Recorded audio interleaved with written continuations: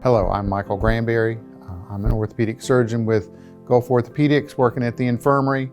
I've been doing orthopedics for over 30 years here in Mobile. And so my dad's an orthopedist. One of my brothers is an orthopedist. He's younger than me, so it actually runs in our family.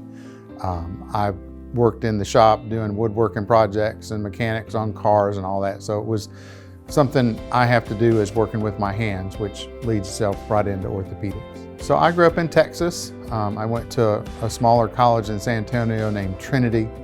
I then went to medical school in Galveston. I knew I wanted to do that and got into the program at Baylor in Houston, so I did Baylor Orthopedics. And while I was doing that, I found that I really liked working with total joints and total joint patients in particular, and went and did a total joint fellowship in San Francisco prior to moving here to Mobile in 1990.